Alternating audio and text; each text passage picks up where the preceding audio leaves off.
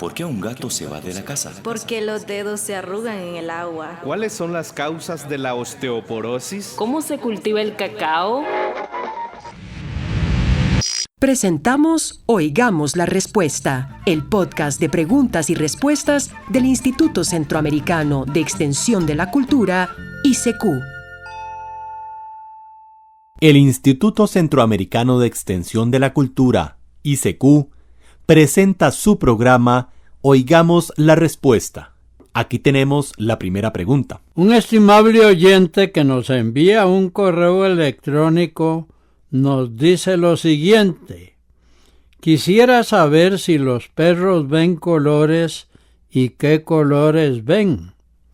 Oigamos la respuesta. Hasta hace unos pocos años, se creía que los perros y los gatos no podían ver colores. Los científicos tenían esta idea por ciertos experimentos que habían realizado con estos animales. Sin embargo, ahora se dice que esto no es así. Lo que sucede es que los perros, los gatos y otros animales no ven todos los colores. Presentan una particularidad que se conoce como daltonismo o ceguera a ciertos colores. El daltonismo también se puede presentar en algunas personas. Trae como consecuencia que no se puedan distinguir los colores rojo y verde. Las personas daltónicas ven esos colores como si fueran grises o un cierto color café. Precisamente eso es lo que les ocurre a los perros y a los gatos. De manera que los perros sí ven colores, solo que no tantos colores como nosotros. La señora Natalia Ortiz Cano, que nos escribe desde Chiriquí, Panamá, nos dice lo siguiente: hay una planta que nosotros los panameños conocemos con el nombre de guavita del norte y que en Costa Rica conocen con el nombre de hombre grande. ¿Cuál es el nombre verdadero o científico y para qué sirve? Quisiera saber si esta planta medicinal existía en América o si viene de otro país europeo. Oigamos la respuesta. El hombre grande es un árbol nativo de América. El nombre científico de esta planta es Quassia amara. También se le conoce con los nombres de hombre fuerte, hombrón, caucia, guavo y guavito amargo. Desde antes de la llegada de los españoles, ya nuestros antepasados indígenas lo usaban para curar los males del estómago y para las fiebres. Actualmente, el cocimiento de la cáscara se usa para fortalecer el estómago, para aliviar las molestias que ocasionan la colitis y la gastritis, y en general para los padecimientos de la digestión. También se recomienda para la diabetes y para bajar la calentura. Se prepara poniendo a hervir media onza de la cáscara del árbol en 1 litro de agua. Se toma una copita de esa agua por día durante 20 días. Después se deja de tomar el remedio durante una semana y se vuelve a tomar por otros 20 días, y así se continúa hasta que se sienta mejoría. Es importante saber que la diabetes es una enfermedad que debe estar siempre controlada por un médico endocrinólogo. Se pueden tomar remedios caseros, pero sin descuidar el medicamento recetado por el doctor. El hombre grande también se usa para evitar los piojos. Para esto se parte en trocitos pequeños un pedazo de palo de unos 20 centímetros de largo. Se machacan y se ponen a hervir en 1 litro de agua por unos 15 minutos. Esta agua se aplica después al lavarse el cabello y se deja secar. Esto se hace día de por medio durante una semana. Luego se le echan 5 cucharadas de este líquido al champú y con esta mezcla se lava el cabello como de costumbre. Una estimable oyente que nos llamó por teléfono desde San José, Costa Rica, nos dice lo siguiente: tengo una pareja de agapón personata, o sea, el mentado lorito americano. La periquita pone hasta 10 huevitos, pero no los fecunda, se enclueca y el bichito no los anida. Le han dicho que es porque es estéril, ya que es un cruce entre agapón y personata, ambos estériles. Algunos dicen que los dos son de la misma raza y otros dicen que son dos razas. ¿Qué se puede hacer para sacar pichones de estas periquitas? Oigamos la respuesta. Nos dice usted que tiene dos loritos de los que los científicos llaman Agapornis personatus, pero que no está segura si son de la misma especie. Lo que le aconsejamos es que los lleve donde un veterinario, ojalá que sea un especialista en aves, para que le diga si los dos son de la misma especie. Si son pájaros de la misma especie, puede reproducirlos. A veces puede suceder que se crucen pájaros u otros animales de diferentes especies, pero generalmente los hijos van a ser estériles, como sucede cuando se cruza una yegua con un burro, que nace una mula que por lo general es estéril. Lo mismo podría suceder con ciertos loros. El veterinario le puede decir si puede cruzarlos. Algo muy importante es que trate de asegurarse de que los pájaros que tiene son una pareja, porque por lo general el macho y la hembra de los loros se parecen mucho, y a menudo sucede que se tienen en una jaula dos pájaros del mismo sexo, pensando que se trata de una pareja. Si son dos hembras, pueden poner huevos, pero al no haber macho que los fecunde, los huevos no van a nacer. Si dice que una manera para saber si son hembras o machos es fijándose en la conducta. Si los dos pájaros llevan ramitas al nido es porque las dos son hembras. Cuando ninguno de los pájaros va al nido es porque los dos son machos. Si un pájaro lleva ramitas y el otro lo alimenta es porque son una pareja. También debe averiguar si los pájaros están en edad reproductiva. Deben tener por lo menos un año. Una vez que esté segura de que tiene una pareja en edad reproductiva, debe ponerlos en una jaula grande, con un nido y tenerlos bien alimentados. Aún así, por estar en cautiverio cuesta más que se reproduzcan. A veces hasta se aparean, pero la fertilización no se da. Además, hay que ponerles una tinita con agua y algunos juguetes para que picoteen. Todos estos pequeños detalles hacen que los pájaros se sientan mejor y va a haber más posibilidad de que se reproduzcan.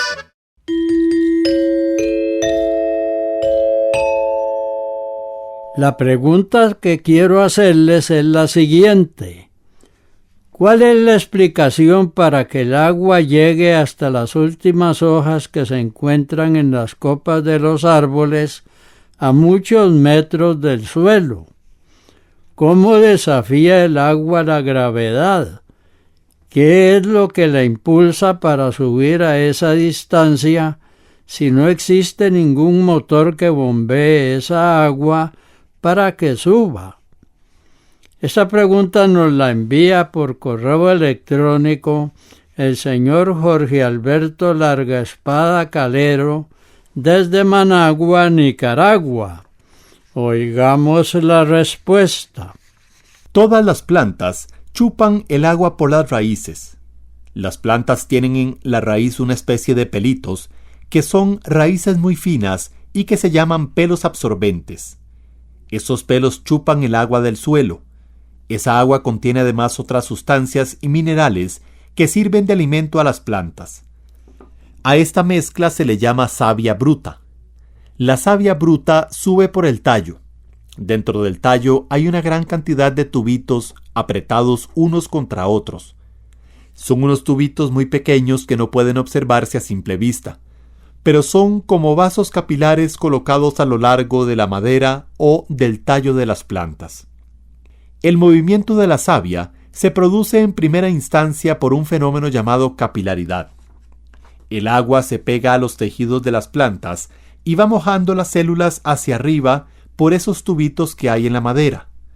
Sube como sube, por ejemplo, el querosén por la mecha de una lámpara. Quizá usted ha visto que cuando se mete la mecha dentro del combustible, aunque solo se meta el extremo inferior, rápidamente el líquido va subiendo y en poco tiempo se moja la mecha hasta la parte superior. En esa misma forma sube la savia por los tubitos de los tallos de las plantas. Pero esa no es la única fuerza que impulsa el agua hacia arriba del tallo. La principal fuerza es la succión que se ejerce desde las hojas. Las hojas tienen unas aberturas por medio de las cuales captan dióxido de carbono del aire y expulsan oxígeno. Pero por esas mismas aberturas también sale agua en forma de vapor, y cada partecita de agua que sale al exterior arrastra a otras tras de sí, y así sucesivamente una va jalando a la otra, de manera que se produce una corriente de agua desde el interior al exterior de la planta. Esto hace que la savia suba de la misma manera que sube un líquido a través de una pajilla cuando sorbemos por la boca. ¿Será cierto que los locutores aprenden a hablar con el estómago? ¿No es con la garganta que se habla? Esta pregunta nos la hace un estimable oyente que nos escribe desde Managua, Nicaragua. Escuchemos la respuesta. En realidad, no hablamos con el estómago. La voz se produce cuando el aire pasa por las cuerdas vocales que se encuentran en la garganta. Lo que sucede es que, al aprender a manejar mejor los músculos del estómago, o diafragma, controlamos mejor el aire que pasa por la garganta. Nosotros tenemos en la garganta unas membranas o telitas que se llaman cuerdas vocales. Estas cuerdas vocales se encuentran en una especie de caja de resonancia que se llama laringe. Cuando el aire pasa por las cuerdas vocales, estas vibran y producen el sonido. Pero no es solo el paso del aire el que produce la voz. La voz y las palabras se producen gracias al paladar, los dientes y al movimiento de la lengua y los labios, que transforman los sonidos en palabras. Ahora bien, lo que hacen algunos locutores y cantantes es aprender ciertas técnicas para perfeccionar su oficio. Hacen, por ejemplo, ejercicios de vocalización y además aprenden a respirar utilizando el diafragma. El diafragma es un músculo que separa el tórax del abdomen. Al aprender a respirar y controlar este músculo, pueden manejar mejor la cantidad de aire que pasa por las cuerdas vocales. Esto permite a los cantantes, por ejemplo, sostener una nota por más tiempo. La señorita Connie Ortes, que nos escribe desde Managua, Nicaragua, nos dice lo siguiente. ¿Qué quiere decir la frase de Maquiavelo? ¿El fin justifica los medios? Oigamos la respuesta. Esta frase quiere decir que cuando alguien persigue un fin, no importa los medios que use para lograrlo.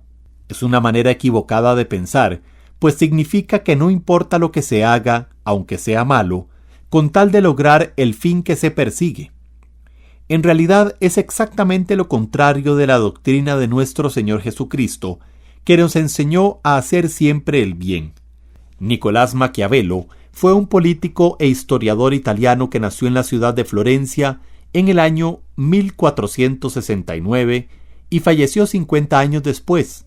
Escribió un famoso tratado sobre política titulado El Príncipe, que viene a ser como un retrato de las costumbres del llamado Renacimiento, que fue el tiempo en que él vivió.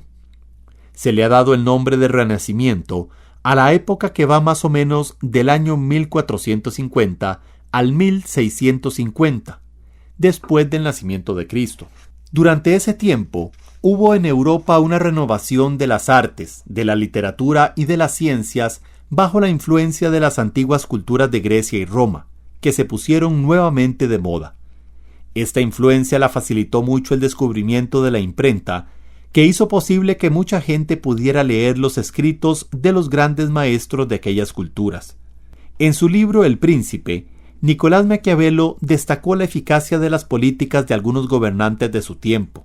Describe en él la técnica fría, sin moral y sin sentimientos, que usaron para alcanzar sus propósitos, basada en el principio que afirma el fin justifica los medios.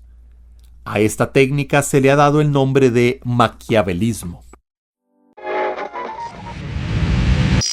Esto fue Oigamos la Respuesta, el podcast de preguntas y respuestas del Instituto Centroamericano de Extensión de la Cultura, ICQ.